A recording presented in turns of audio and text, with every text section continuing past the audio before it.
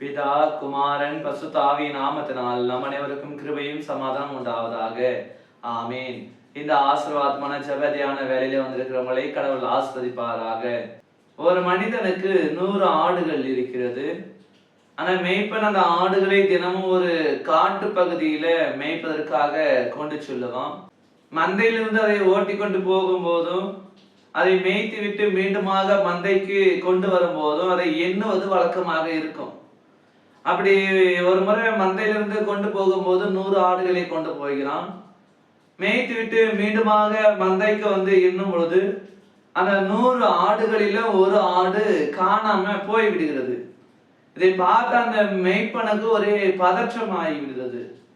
இந்த நேரத்துல அதை எங்க போய் தேட போறேன், இந்த நேரத்துல அது எங்க இருக்க போகுதுன்னு சொல்லி அந்த பதட்டமான அந்த பயமான அந்த நேரத்தோட என்ன பண்றான், அந்த ஒரு ஆடை தேடி போறான். எந்த இடத்துல எல்லாம் மேய்ச்சானோ, எந்த இடத்துக்கெல்லாம் கொண்டு போனானோ எல்லா இடத்துக்கும் போய் பார்க்கறான். அப்ப எல்லா இடத்துல பார்க்கும்போது கிடைக்கல.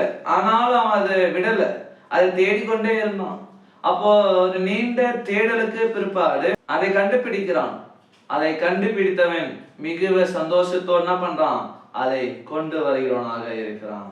அவன் பார்க்கிறோம் அதை காணாம போச்சு, அது கிடைக்கிற வரைக்கும் தேடினா, கிடைத்த மாத்திரத்துல சந்தோஷத்தோட அவன் வந்தான்.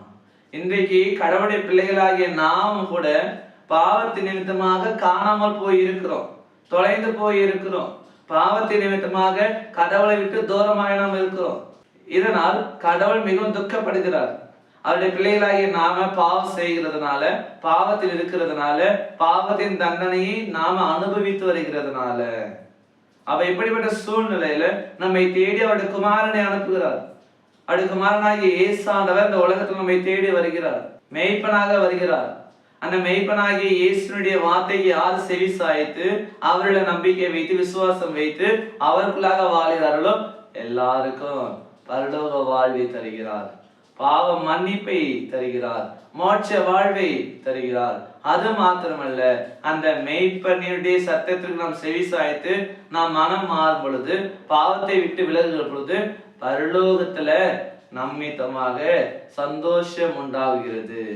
ஆம் எனக்கு அன்பானவர்களே, இன்றைக்கு வேதம் அதைதான் சொல்கிறது. லூக்கா 15ஆம் அதிகாரம் 7வது வசனத்தின் 2வது பகுதி இப்படியாக சொல்கிறது: மனம் திரும்பும் ஒரே பாவி நிமித்தம் பரலோகத்தில் உண்டாகும் சந்தோஷம் அதிகமாகும் என்று உங்களுக்கு சொல்கிறேன். ஆம் எனக்கு அன்பானவர்களே, மனம் திரும்புகிற, மனம் மாறுகிற ஒரு பாவி நிமித்தம் மிகுந்த சந்தோஷம் பரலோகத்தில் உண்டாகும். இன்றைக்கு நீங்களும் நானும் மனம் திரும்பும் பொழுது பரலோகத்துல மிகுந்த சந்தோஷம் உண்டாகும்.